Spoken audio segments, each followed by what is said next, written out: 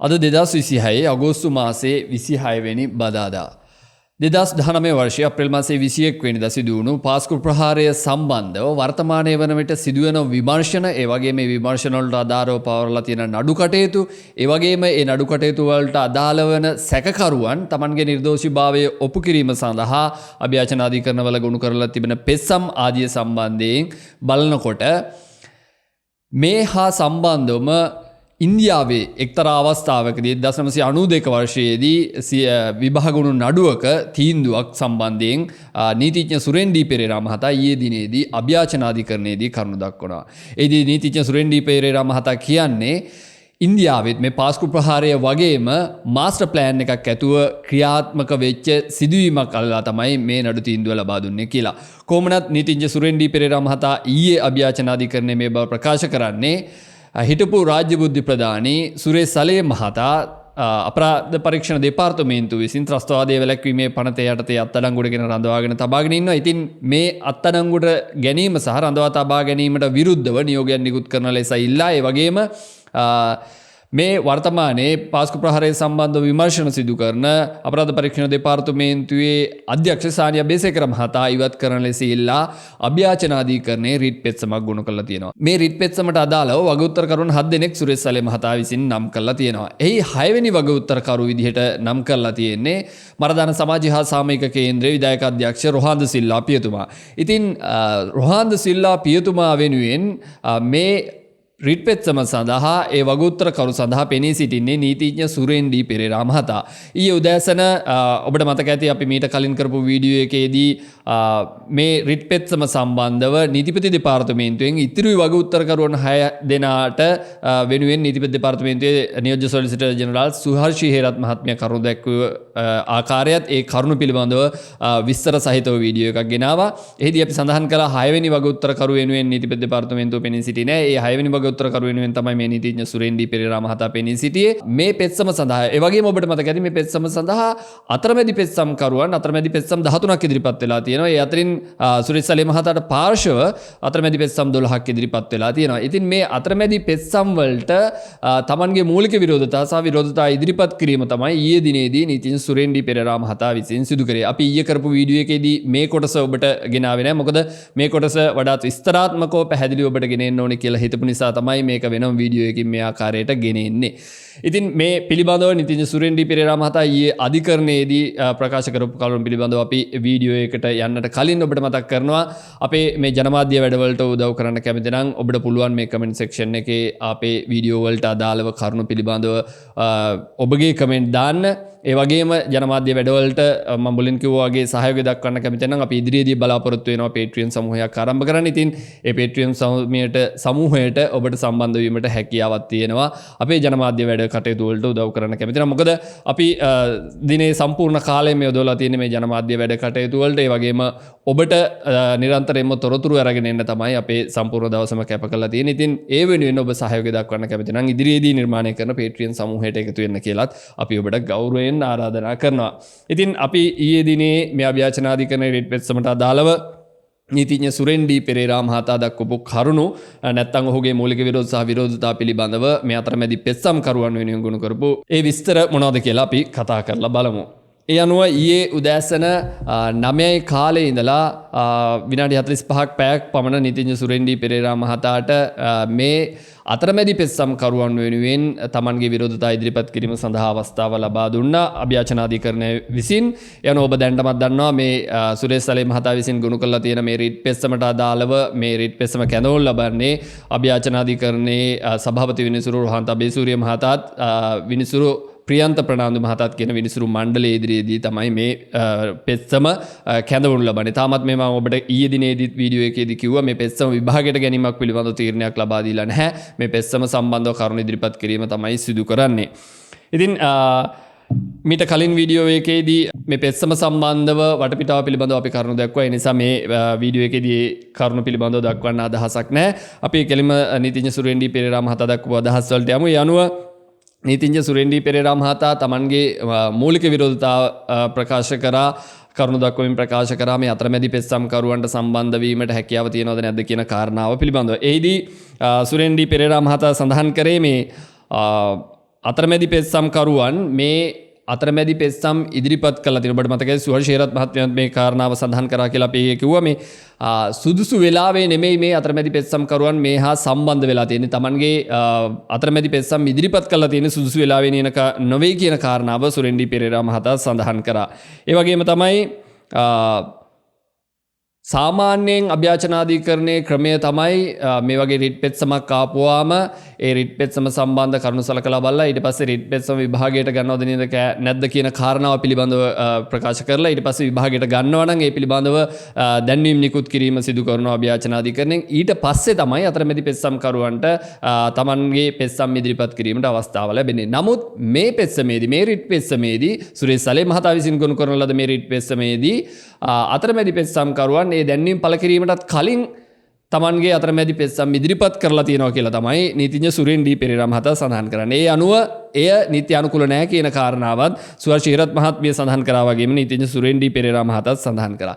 ඒ වගේම තමයි මේ අතරමැදි පෙත්සම්කරුවන් විසින් තමන්ගේ කරුණු දක්වද්දී ඔබට මතක ඇති මම කිව්වා අගෝස්තු මාසයේ 4 සහ 6 යන දින තුල මේ අතරමැදි පෙත්සම්කරුවන්ට තමන්ගේ වාචික දේශන පැවැත්වීම සඳහා අභ්‍යාචනාධිකරණයේ අවස්ථාව ලබා දුන්නා. ඒ වාචික දේශන පවත්වද්දී අතරමැදි පෙත්සම්කරුවන් කිහිප දෙනෙක්ම සඳහන් කරා මේ සුරේෂ් සලේ මහතා විසින් ගොනු කරලා තියෙන මේ පෙත්සමේ 6 වෙනි වග උත්තරකාරයා වෙන රොහන්ද සිල්වා පියතුමා මේ පෙත්සමට එහෙම නැත්නම් මේ පාස්කු ප්‍රහාරය සම්බන්ධව ඔහු මේ අතත්‍ය මැදිහත්කරුවෙක් විදිහට තමයි සම්බන්ධ වෙන්නේ කියලා. ඒ කියන්නේ වර්චුවල් පැමිණිලිකරුවෙක් විදිහට තමයි රොහන්ද සිල්වා පියතුමා සම්බන්ධ වෙන්න කියන කාරණාව තමයි මේ අතරමැදි පෙත්සම්කරුවන් කිව්වේ. ඒ අනුව මේ ඔවුන් කිව්වේ ඔවුන් වගේම මේ පාස්කු ප්‍රහාරය සම්බන්ධ විමර්ශන වලට මේ ඒ නඩු වලට මේ රොහන්ද සිල්වා පියතුමා සම්බන්ධ වෙන්නේ මේ ආකාරයට. එහෙම නැත්නම් වර්චුවල් ආකාරයට තමයි සම්බන්ධ වෙන්නේ කියලා. නමුත් සුරෙන් ඩී පෙරේරා මහතා සඳහන් කරා මම ඔබට ඊයේත් කිව්වා මේ පාස්කු ප්‍රහාරය සම්බන්ධව මේ සුරේෂ් සලේ මහතා අත්අඩංගුවට සුරේෂ් සලේ මහතා පමණක් නෙමෙයි ඒ සම්බන්ධව තව දෙදෙනෙක් ඉන්නවා මේ මහේස්ත්‍රාත් අධිකරණයේ කොටුව මහේස්ත්‍රාත් අධිකරණයේදී විභාග වෙන නඩුව හා සම්බන්ධව ඒ නඩුව ගොනු වෙන්නේ 2024 වර්ෂයේ මුල් භාගයේදී රොහන්ද සිල්වා පියතුමා විසින් මහජන ආරක්ෂක අමාත්‍යාංශයේ ලේකම්වරයා වන රවි සෙනවිරත්න මහතා වෙත පැමිණිල්ලක් බාර දෙනවා. ඒ තමයි Channel 4 නාලිකාවේ විකාශය වුණු ඩොකියුමන්ටරි එකකට අදාළව අසත් මෞලානා කියන පුද්ගලයා ලබා දුන්නු ප්‍රකාශ පිළිබඳවත් ඒ වගේම එහිදී ඒ පැමිණිලි ඉදිරිපත් කිරීමේදී සඳහන් කරන රොහන්ද සිල්වා පියතුමා මේ පාස්කු ප්‍රහාරය සම්බන්ධව සුරේෂ් සලේ මහතාවත් ඒ පැමිණිල්ලට නම් කරලා තියෙනවා. ඔහු සම්බන්ධවත් විමර්ශන සිදු කළ යුතුයි කියලා. ඒ අනුව ඒ පැමිණිල්ලට අදාළව අපරාධ පරීක්ෂණ දෙපාර්තමේන්තුව විභාග කරගෙන යන පළවෙනි විවාර්තාවෙම සඳහන් කරලා තියෙනවා මේ සුරේෂ් සලේ මහතාගේ නම සඳහන් වෙනවා කියන කාරණාව ඊයේ සුහල් ශේරත් මහත්මියත් අධිකරණයේදී ප්‍රකාශ කරා. ඉතින් මේ කාරණාවත් මේ සුරෙන් ඩී පෙරේරා මහතා ඊයේ නීතිඥවරයා අධිකරණයේදී ප්‍රකාශ කරා මේ අතරමැදි පෙත්සම්කරුවන් අර්ථකථනය කරලා තිබිච්ච වැරදි ආකාරය පිළිබඳව පැහැදිලි කරමින් තමයි සුරෙන් ඩී පෙරේරා මහතා සඳහන් කරේ මේ කාරණාව. ඒ වගේ තමයි මේ සාමාන්‍ය රිට් පෙත්සමකට අතරමැදි පෙත්සම්කරුවන්ට සහභාගී විය හැකි වන්නේ ඒ කාරණාව ඒ රිට් පෙත්සම ඉදිරිපත් කරලා තියෙන පුද්ගලයාගේ කාරණාවට අත්‍යවශ්‍ය මැදිහත්වීමක් නම් පමණයි රිට් පෙත්සම්කරුවන්ට අතරමැදි පෙත්සම්කරුවන් විදිහට ප්‍රධාන පෙත්සමට සහභාගී වෙන්න හැකියාව ලැබෙන්නේ කියලා තමයි සුරෙන් ඩී පෙරේරා මහතාත් ඊයේ සඳහන් කරේ. ඒ වගේම තමයි මේ ප්‍රධාන පෙත්සමෙන් ඉල්ලන දැන් කවුද සුරේෂ් සලේ මහතා මේ පෙත්සමෙන් ඉල්ලන්නේ ත්‍රස්තවාදයේ වැළැක්වීමේ පනත යටතේ තමන්ව රැඳුම් භාරයේ තබාගෙන ඉන්නීමට විරුද්ධව නියෝගයක් නිකුත් කරන විදිහටත් ඒ වගේම තමයි පාස්කු ප්‍රහාරය සම්බන්ධ විමර්ශන වලින් සානිය අබේසේකර මහතාව ඉවත් කරන්න කියලා කාරණා තමයි මේ මූලික පෙත්සමේ සඳහන් වෙන්නේ. ඉතින් යම් අතරමැදිකරුවෙකුට සම්බන්ධ විය හැකි වන්නේ මේ ඉල්ලන කාරණා වලින්. සුරේෂ් සලේ මහතා මූලික පෙත්සමෙන් ඉල්ලන කාරණා වලින් Tamanට සහනයක් ලැබෙනවා නම් කියන කාරණාව මත තමයි අතරමැදි පෙත්සම්කරුවන්ට සහභාගී විය හැකි වන්නේ කියලා තමයි සුරෙන් ඩී පෙරේරා මහතා ඊයේ සඳහන් කරේ Tamanගේ කරුණු දක්වමින්. මේකට උදාහරණයකුත් ඊයේ ගෙන හැරපෑවා. ඒක තමයි 2025 12 වෙනි මාසේ 12 වෙනිදා ලබා දුන්න තීන්දුවක් පිළිබඳව ඒ තීන්දුව තමයි මම හිතන්නේ මේ නඩුව පිළිබඳව ඔබ හොඳටම දන්නවා ඇති CA රිට් 810 ලයිරක් 2025 කියන නඩුව ජෝන් කීල්ස් CG ඔටෝ පුද්ගලික සමාගමට එරෙහිව රේගු අධ්‍යක්ෂක ජෙනරාල් මේක ප්‍රධාන මේක භාවිත වන ප්‍රධාන නමක් ඔබ දන්නවා ඇති. ඒ තමයි BYD නඩුව කියන එක. මේ නඩුවේදී මේ ගරු විනිසුරුවරයා වන අභ්‍යාචනාධිකරණ සභාපති විනිසුරුවරයා වෙන NR අබේසූරිය මහතා විසින් ලබා දීලා තියෙන මේ අතරමැදි කරුවන් පෙත්සම් කරුවන් වෙනුවෙන් ලබා දීලා තියෙන යම් ප්‍රකාශයක් එහෙම නැත්නම් යම් තීන්දුවක් සම්බන්ධයෙන් තමයි සුරේන්ද්‍රී පෙරේරා මහතා මේ කාරණාව උදාහරණයක් ගෙන හැර දැක්ුවේ. එහිදී මේ ගරු විනිසුරුවරයා කියලා තියෙනවා පෙත්සම් කරු ඉල්ලන මේ අවසාන කාරණාව වන එහෙම නැත්නම් පෙත්සමෙන් සඳහන් කරලා තියෙන අවසාන සහනය වන කාරණාව පදනම් කරගෙන ඒකට මැදිහත් වෙන්න ඒ කියන්නේ ඒකේ ඒ ඉල්ලීමේ ප්‍රතිඵල Tamanට ලැබෙනවා නම් මේ අතරමැදි පෙත්සම් කරුවන්ට ඒ ඉල්ලීමේ ප්‍රතිඵල වලින් බලපෑමක් වෙනවා නම් සුජු බලපෑමක් ඒක නිකන් නෙමෙයි සුජු බලපෑමක් වෙනවා නම් තමයි මේ අතරමැදි පෙත්සම් කරුවන්ට සහභාගී විය හැකි වන්නේ කියන කාරණාව මේ නඩු තීන්දුවේදී ගරු විනිසුරුවරයා විසින් ලබා දීලා තියෙනවා. ඉතින් මේ කාරණාව තමයි නීතිඥ සුරේන්ද්‍රී පෙරේරා මහතා ගෙන හැර දැක්ුවේ මේ අතරමැදි පෙත්සම් කරුවන්ට සම්බන්ධ විය හැකි කාරණාව පිළිබඳව.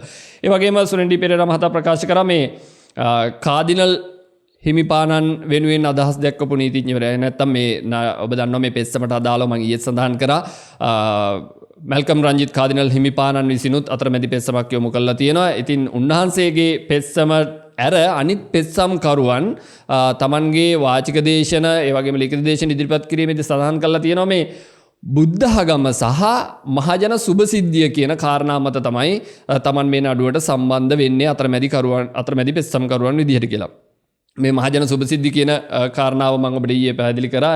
සුවර්ෂී රත් මහත්මයාත් මේ පිළිබඳව සඳහන් කරා. මේ අතරමැදි පෙත්සම් කරුවන් තමන්ගේ වාචික දේශන පවත්වන කාලේ පුරාම මේ public interest litigation කියන කාරණාව පිළිබඳව නිතරම ගෙනාවා. ඔවුන් මේ නඩුවට සම්බන්ධ මේ පෙත්සම සඳහා සම්බන්ධ වෙන්නේ අතරමැදි කරුවන් විදිහට මෙන්න මේ කාරණාව මත තමයි කියන එක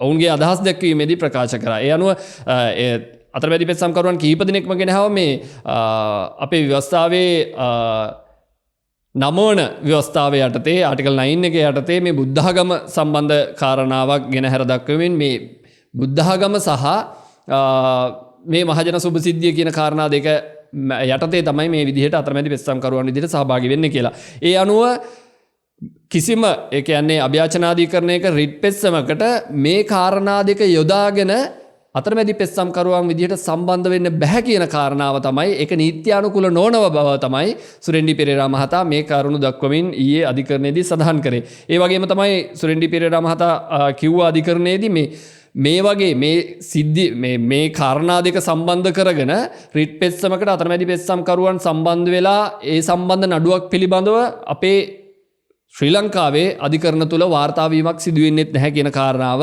සුරේන්ද්‍රී පෙරේරා මහතා ඊයේ අධිකරණයේදී සඳහන් කරා.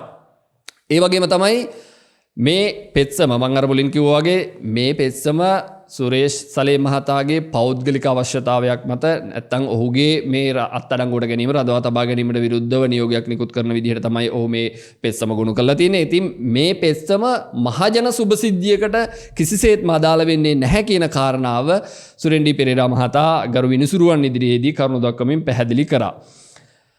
අනික සුරේන්ද්‍රී පෙරේරා මහතා කියපු කාරණාව තමයි මේ පෙත්සම සුරේෂ් සලේ මහතා විසින් ගොනු කරලා තියෙන මේ රිට් පෙත්සම පාස්කු ප්‍රහාරය සම්බන්ධ පෙත්සමක් නොවේ. මේක තනිකරම මම අර මුලින් කිව්වා වගේ සුරේෂ් සලේ මහතාගේ පෞද්ගලික අවශ්‍යතාවය මත තමයි මේ පෙත්සම ගොනු කරලා තියෙන්නේ. ඉතින් ඒ අනුව ඔහුගේ පෞද්ගලික නිදහස කියන කාරණාව තමයි මේ පෙත්සමෙන් ගෙන හැර දක්වන්නේ. එහෙම ඇර මහජනතාවට බලපාන මහජනතාවගේ සුභසිද්ධියට බලපාන කාරණාවක් නෙමෙයි මේ පෙත්සමෙන් ගෙන හැර දක්වලා තියෙන්නේ කියන කාරණාව සුරේන්ද්‍රී පෙරේරා මහතා සඳහන් කරා. මම ඔබට මුලින් සඳහන් කරා මේ සුරේෂ් සලේ මහතා අත්අඩංගුවට අරගෙන සස්වාද වැළැක්වීම පනත යටතේ රඳවාගෙන තබාගෙන ප්‍රශ්න කරනවා. ඒ වගේම සුරේෂ් සලේ මහතා ඇර තවත් සැකකරුවන් දෙදෙනෙක් මේ නඩුවට සම්බන්ධ වෙලා තියෙනවා. ඔවුන් දෙදෙනාත් අත්අඩංගුවේ පසු වෙන්නේ. මේ නඩුව කොටුව මහේස්ත්‍රාත් අධිකරණයේ පසන් අමරසේන මහතා ඉදිරියේ තමයි මේ වෙනකොට විභාගයට ගැනීමෙන් පවතින්නේ. ඒ අනුව ඇලයිරක් 35,882 ඇලයිරක් 24 කියන නඩුව යටතේ තමයි මේ සුරේෂ් සලේ මහතා සම්බන්ධව සහ අනිත් සැකකරුවන් දෙදෙනා සම්බන්ධව මේ නඩුව විභාගයට ගෙනෙන්නේ. ඉතින් ඒ නඩුව පිළිබඳව ඔබට මම සඳහන් කරේ ඒ නඩුව සුරේසලේ මහතාගේ පෞද්ගලික නිදහස සම්බන්ධ කාරණාවකට තමයි මේ රිට් පෙත්සම ගොනු කරලා තියෙන්නේ. ඉතින් ඒක කිසිසේත්ම මහජන සුබ සිද්ධියකට අදාළ නැහැ කියන කාරණාව දීර්ඝ වශයෙන් කරුණු දක්වමින් මේ සුරෙන්ඩි පෙරේරා මහතා පැහැදිලි කරා. ඒ වගේම සුරෙන්ඩි පෙරේරා මහතා උදාහරණ කිහිපයක් ගත්තා. මේ මහජන සුබ සිද්ධියට අදාළ වෙන කාරණා විදිහට අපිට ගන්න පුළුවන් නඩු කිහිපයක් තියෙනවා. ඒ තමයි මේ එප්පාවල පොස්පේඩ් නඩුව, ඒ වගේම මේ අලියතුන් සම්බන්ධව නඩුවක් ඔබට මතක ඇති පහුගිය දවස්වල කතා බහට ලක් වුණා. ඒ වගේම මේ පාරිසරික නඩු, මෙන්න මේ කියන නඩු මහජන සුබ සිද්ධීන් වලට අදාළ කාරණා. එතකොට මේ නඩු වලට අතරමැදි පෙත්සම්කරුවන්ට සම්බන්ධ වෙන්න පුළුවන් කියන කාරණාව තමයි සුරෙන්ඩි පෙරේරා මහතා මේ නඩු උදාහරණයට අරගැනීමෙන් ප්‍රකාශ කරේ. ඊළඟට තමයි සුරෙන්ඩි පෙරේරා මහතා මේ අතරමැදි පෙත්සම්කරුවන් තමන්ගේ කරුණ ඉදිරිපත් කරන අවස්ථා ගණනාවකදී මේ පබ්ලික් ඉන්ට්‍රෙස්ට් ලිටිගේෂන් කියන, එහෙම නැත්නම් මහජන සුබ සිද්ධිය උදෙසා කියන කාරණාව සඳහන් කරපු නිසා මේ මහජන සුබ සිද්ධිය කියන කාරණාව පිළිබඳව අර්ථ ගැන්වීමක් සිදු කරා.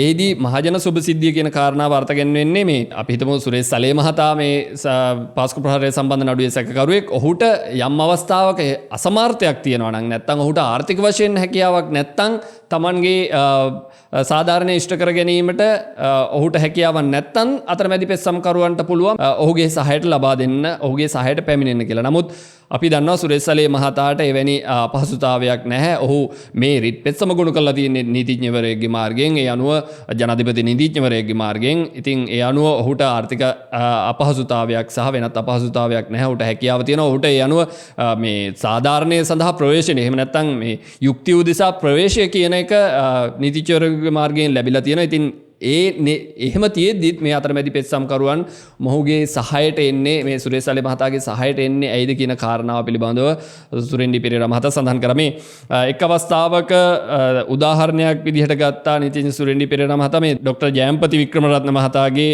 ෆන්ඩමෙන්ටල් රයිට්ස් ඉන් ශ්‍රී ලංකා කියන පොතේ පිල් ඉන් ශ්‍රී ලංකා කියන කොටසේ සඳහන් කරලා තියෙනවා මේ අතරමැදි පෙත්සම්කරුවන්, අතරමැදියන් කොහොමද මේ යම් කෙනෙක්ගේ සාධාරණය වෙනුවෙන් මැදිහත් වෙන්නේ කියන කාරණාව. ඒක පිළිබඳව සුරෙන්ඩි පෙරේරා මහතා උදාහරණ අරගෙන මේ වෙලාවේදී පැහැදිලි කිරීම සිදු කරා. ඉතින් ඒ අනුව සුරෙන්ඩි පෙරේරා මහතා සඳහන් කරේ මේ නැවත නැවතත් කිව්වේ සුරේෂ් සලේ මහතාට හැකියාව තියෙනවා තමන්ගේ සාධාරණ ඉෂ්ට කිරීම සඳහා ප්‍රවේශය ලැබිලා තියෙනවා. ඔහුට එහෙම කිසිම අසමාර්ථයක් තියෙන පුද්ගලයෙක් නෙමෙයි. ඒක නිසා මේ අතරමැදි පෙත්සම්කරුවන්ගේ අවශ්‍යතාවය නෑ කියන කාරණාව තමයි මෙහිදී සඳහන් කරන්නේ. මහජන අවශ්‍යතාව මත කියලා මේ පෙත්සම සඳහා අතරමැදි පෙත්සම්කරුවන් සම්බන්ධ වෙන්න ගියොත් පිටරටවල ඉන්න පුද්ගලයන්ට පවා මේ පෙත්සමට සම්බන්ධ වෙන්න හැකියාව නැත්නම් මම පෙත් විවර වෙනවා. ඒ අනුව අපි දන්නවා දැනටමත් මේ අතරමැදි පෙත්සම්කරුවන් 12 අතර ඉන්නවා. ග්ලෝබල් ශ්‍රී ලංකා ෆෝරම් කියලා එක් කණ්ඩායමක් සම්බන්ධ වෙලා ඉන්නවා. ඉතින් මේ විදිහට ගියොත් මේ විදිහට මේ රිට් පෙත්සම් වලට අතරමැදි පෙත්සම්කරුවන්ට මේ ආකාරයේ මහජන සුබ සිද්ධිය කියන කාරණාව උපයෝගී කරගෙන සම්බන්ධ වීමට ගියොත් පල්ලෙහා අධිකරණවල, මහේස්ත්‍රාත් අධිකරණවල වගේ විනිසුරුවරුන් ලබා දෙන තීන්දුවල, ඒ තීන්දුවලට එරෙහිව මේ විදිහට පෙත්සම්කරුවන්, අතරමැදි පෙත්සම්කරුවන් සම්බන්ධ වෙන්න ගියොත් ඒ විනිසුරුවරුන්ගේ කීර්තිය නැති වෙන්න, එහෙම නැත්නම් අපකීර්තියටපත් වෙන්න ඉඩ තියෙනවා කියන කාරණාවත් සුරෙන්ඩි පෙරේරා මහතා සඳහන් කරා. ඉතින් මේ අවස්ථාව අභියාචනාධිකරණයෙන් මතු කරලා දෙන්න එපා, ඒ දොරටු විවෘත කරලා දෙන්න එපා කියන කාරණාව තමයි සුරෙන්ඩි පෙරේරා මහතා ඊයේ තමන්ගේ කරුණු දක්වමින් අධිකරණයේදී කිව්වේ. ඒ වගේම තමයි තවත් උදාහරණයක් ගත්ත සුරෙන්ඩි පෙරේරා මහතා මේ මම අර මුලින් කියපු කාරණාව ඉතාමත් වැදගත් කාරණාවක් තමයි මේ කාරණාව. මේක මං හිතන්නේ කිසිම මාධ්‍යයක මේ වෙනකොට වාර්තා කරලා නැහැ. මං හිතන්නේ අපි තමයි මේ මුලින්ම මේ කාරණාව ඔබට වාර්තා කරන්නේ.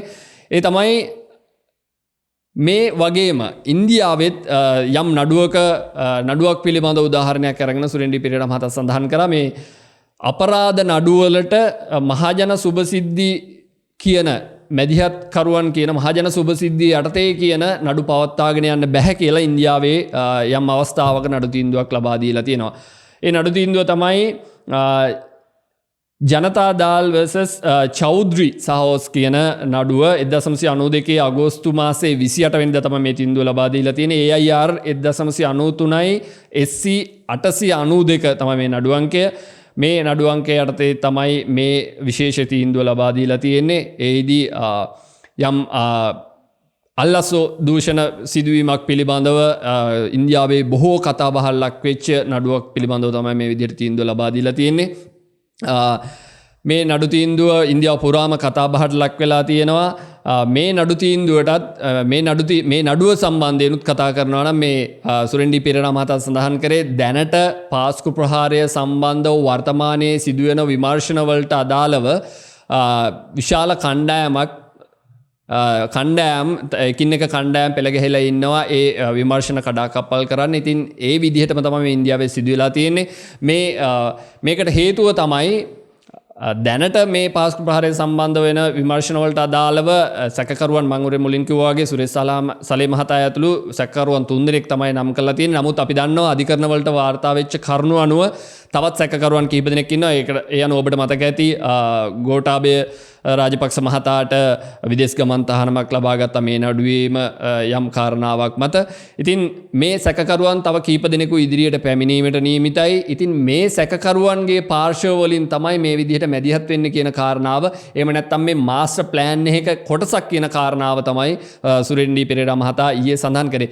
ඔහු විශේෂ නමක් භාවිතා කරා. ඒ තමයි මේ ඉදිරියට එන්න ඉන්න සැකකරුවන්ගේ ප්‍රොක්සිස් කියන නම භාවිතා කර සුරෙන්ඩි පෙරේරා මහතා. මේ ප්‍රොක්සිස් තමයි මේ විදිහට මේ දැන් වර්තමානයේ විභාගවල නඩුවලට එහෙම නැත්නම් මේ අධිකරණ ක්‍රියාපටිපාටියට බලපෑම් වන ආකාරයට මේ විදිහට සම්බන්ධ වෙන්නේ කියන කාරණා සම්බන්ධ වෙන්න උත්සාහ කරන්න කියන කාරණාව තමයි සුරෙන්ඩි පෙරේරා මහතා සඳහන් කරේ මේ අතරමැදි පෙත්සම්කරුවන්ගේ මැදිහත් වීම පිළිබඳව විරෝධය දක්වමින්. මම අර මුලින් කිව්වේ ඉන්දියාවේ මේ විශේෂ නඩුව මේ නඩුවේදීත් වෙලා තියෙන්නේ මේ පිළිබඳව විශාල සැලසුමක් තිබිලා තියෙනවා. මේ සැලසුම හෙළි කර ගැනීමට හැකියාවක් තිබිලා නැහැ. හැබැයි පසු කාලයක ඉන්දියාවේ ආණ්ඩු මාරු වීමකින් පස්සේ ලංකාවේ මේ සිදුවෙන ආකාරයටම තමයි ආණ්ඩු මාරු වීමකින් පස්සේ මේ පිළිබඳව විමර්ශන නැවත පටන් අරගෙන තියෙනවා. ඒ විමර්ශනවලදී සැකකරුවන් නම් කරලා තියෙනවා. සැකකරුවන් අත්අඩංගුවට අරගෙන තියෙනවා. ඒ සැකකරුවන් මේ විදිහට විමර්ශන කරගෙන යද්දී ඒ සැකකරුවන් මේ විදිහට පෙත්සම් ලබා දීලා තියෙනවා තමන්ගේ නිර්දෝෂීභාවය වෙනුවෙන්. ඒ පෙත්සම් ලබා දීමේදී ඒ පෙත්සම් වලට අදාළව අතරමැදි පෙත්සම් කරුවන් සම්බන්ධ වෙලා කියලා තියෙනවා.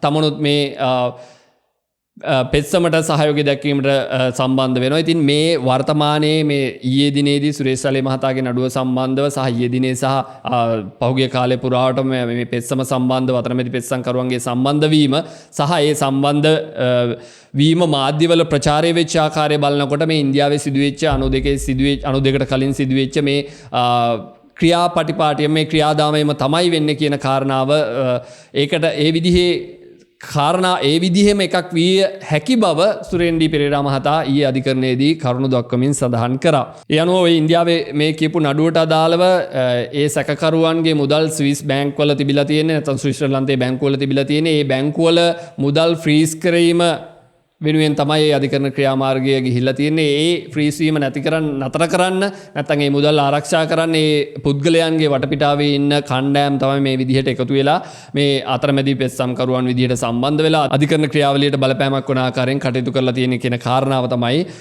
සුරෙන්ඩි පෙරේරා මහතා මේ උදාහරණය අරගෙන ඊයේ දිනේදී අධිකරණයේ සඳහන් කරේ. මම හිතන්නේ මේ නඩුව පිළිබඳව මේ උදාහරණය පිළිබඳව ඊයේ දිනේදී අධිකරණයේ විනිසුරු මඩුල්ල සුරෙන්ඩි පෙරේරා මහතාට ස්තුති කිරීමක් සිදු කරා නැත්නම් ප්‍රශංසාවට ලක් කිරීමක් සිදු කරා. ඒකට හේතුව තමයි මේ හා සම්බන්ධ මේ වර්තමානයේ සිදුවෙන ක්‍රියාවලිය හා සම්බන්ධවම ගත හැකි හොඳම උදාහරණයක් අධිකරණයේ ඉදිරියේ ගෙන හැර දැක්වීම පිළිබඳව අධිකරණයේ ප්‍රශංසා කිරීමක් සිදු කරා සුරෙන්ඩි පෙරේරා මහතාට. ඉතින් මේ විදිහට තමයි සුරෙන්ඩි පෙරේරා මහතා තමන්ගේ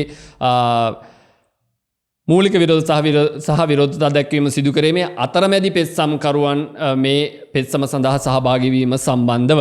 ඉතින් ඊයේ දිනේදීත් මම ඔබට කිව්වා ඔබට මතක ඇති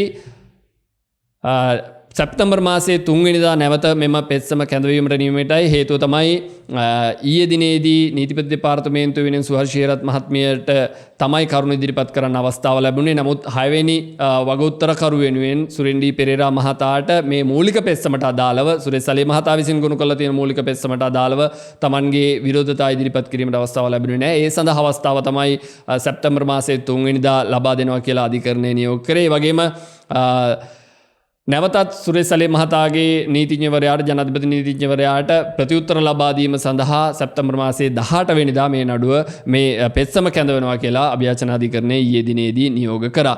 ඉතින් නැවතත් මතක් කරනවා මේ සුරෙන්ඩී පෙරේරා මහතා ඊයේ ඉදිරිපත් කර කරුණු පිළිබඳව අපි ඔබට වෙනම වීඩියෝ එකකින් ගෙන එන්න කල්පනා කරේ. මේ කාරණාව පිළිබඳව සමාජගත වීම අනිවාර්යයි කියලා සිතනවා. මොකද මේ කාරණාව විශේෂ කාරණාවක්. ඒ වගේම මේ පෙත්සම හා සම්බන්ධව ඉදිරිපත් වෙච්ච විශේෂ කරුණු පැහැදිලි කිරීමක් ඉතාමත් වැදගත් කරුණු පැහැදිලි කිරීමක් කියලා මේ ඊයේ දිනේදී සුරෙන්ඩී පෙරේරා නීතිඥවරයා ඉදිරිපත් කර කරුණු සඳහන් කරන්න පුළුවන්. ඉතින් ඒ නිසාම තමයි අපි මේ වීඩියෝ ඔබ වෙත ගෙනාවේ. ඉතින් ඔබට ආරාධනා කරනවා දිගින් දිගටම අපිත් එක්ක රැඳී ඉන්න කියලා. මේ පෙත්සම් පිළිබඳව ඉදිරියේදී නාඩු දින කැඳවෙන දිනයන් වලදී විස්තර ඔබට ගෙනීමට බලාපොරොත්තු වෙනවා. ඒ වගේම මම ඔබට ඊයේ සඳහන් කරා දිගින් දිගටම අපි සඳහන් කරනවා ගල් අඟුරු කොමිසම සම්බන්ධව අපි නිරන්තරයෙන්ම වීඩියෝ ගෙනෙන්න බලාපොරොත්තු වෙනවා. ඒ වගේම ලිපි ගෙනෙන්න බලාපොරොත්තු වෙනවා. ඒ වගේම විශේෂ සිදුවීම් පිළිබඳව තොරතුරු නිවැරදි තොරතුරු අපි ඔබට ගෙනෙන්න බලාපොරොත්තු වෙන නිසා අපි සමග රැඳිලා ඉන්න. නැවතත් මතක් කරනවා අපේ ජනමාධ්‍ය වැඩවලට සහයෝගය දක්වන්න කැමති නම් ඔබට පුළුවන් අපේ කමෙන්ට් තීරුවට ගිහිල්ලා ඒ පිළිබඳව සඳහන් කරන්න. ඉදිරියේදී Patreon සමූහයක් ආරම්භ කිරීමට සූදානම් වෙලා ඉන්නවා. ඉතින් ඒ පිළිබඳව ඔබට ඉදිරියේදී දැනුම් දෙන්නම්. නැවතත් මතක් කරන්නේ අපේ ජනමාධ්‍ය වැඩවලට සහයෝගය ලබා දෙන්න කැමති නම් ඉදිරියේදී ඒ විවෘත කරන Patreon සමූහය සමග ඔබට එක් වෙන්න අවස්ථාව තියෙනවා.